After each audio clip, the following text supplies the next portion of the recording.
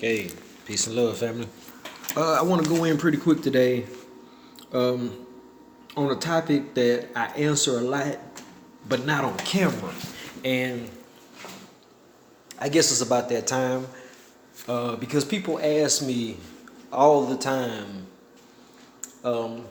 once they get to a certain level and understanding that discharge really is real, they want to know why people who they might consider to be masters at it charge for their services and have to charge fiat as opposed to being able to discharge something from that private individual. And it goes into um, public and private and the understanding of the laws behind it, HJR 192. When you get into what really makes it work is that you have to understand that it goes or applies specifically to public corporations in particular, which government, banks, things of that sort fall into the line of people who have to accept private instruments because according to HJR 192, 1933, when they aggregated the goal, they basically said that you can't require a specific form of payment, meaning any form of instrument that you give out, public or private, has to be accepted. But that only applies to a public entity. So I want to dispel the rumor and not the rumor, but I'll say the legal theory that the people are having when it comes to this. And you have to realize that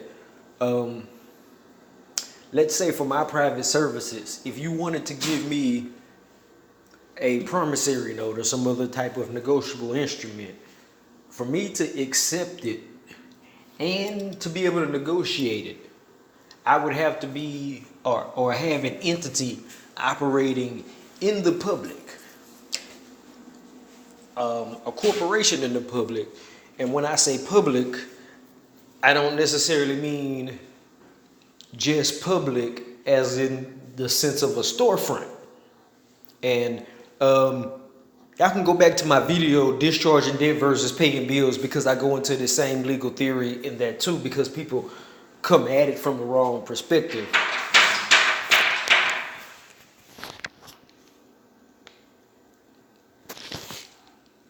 Okay, so basically, to be able to accept this type of instrument, you have to, like I said, be a public entity, but not just public in the sense of having a storefront, but be like IPO public. And these are the types of companies that are in bed with the government where they can negotiate promissory notes and things of that sort. But not only that, they're on the accrual method of banking, which they call the T method or a few other names, but basically it goes into being able to zero out the balance at the end of the day with their company. So basically, when they accept the promissory note from you, whether they negotiate it down the line or not, they can clear their books and they're paid in their books that very single day. And then these same types of entities can go back in the back end, and if they don't receive funding or payment from the Treasury for your note, they can write it off. So there is no loss that occurs. So someone that operates like me privately wouldn't be able to do something like that, because that would pierce the veil between the public and the private. That would pull me back into the public.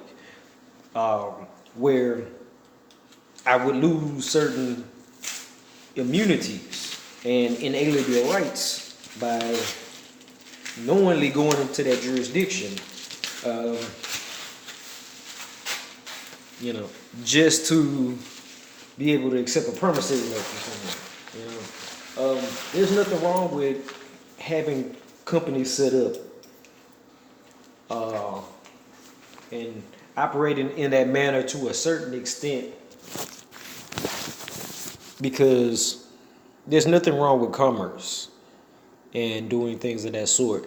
But for the type of private services that me and other people who basically teach people how to operate, as they would say, as a secured party. In other circles, they call it estate planning. But regardless of what name you're giving to, what you're saying is going on,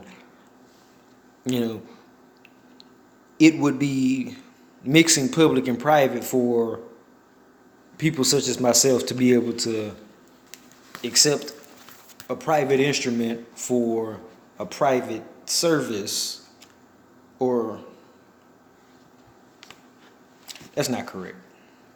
I could accept a private instrument for a private service, but whether or not I'd be able to monetize said instrument would be different.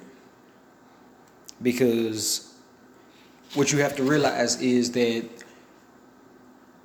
you have to be a straw man to even deal with the government in general, the treasury and things of that sort. They can only deal in straw men because that's the type of entity they are. They can't deal with natural persons. So you wouldn't be, even if you have an entity you created, you would have to cross over the line into the public to be able to basically do the things that people are asking and thinking about. So I understand the sentiment and where people are coming from. But it's essentially wanting something for nothing. And I get it, because our people have been economically castrated. But we have to realize when dealing with our own people that we want to give our people value for what it is they do.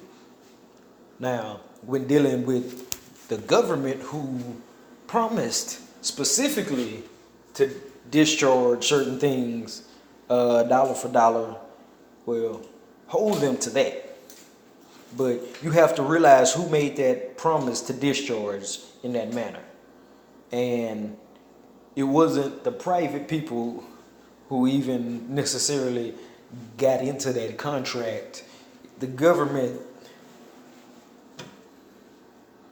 in the midst of taking the gold, created the contract in a way for us to have remedy. But the thing is, that is for the private people and the government. That is not amongst ourselves. And that's where people's mindsets needs to basically be adjusted and to understand. So if you want to know how to discharge with public corporations, that's going to be a different video, and maybe even on the Patreon you'll have to come check me out, because just me even speaking on that in general on YouTube will be mixing public and private to a certain extent, depending on how deep I get into the conversation. So with that, peace and love, family.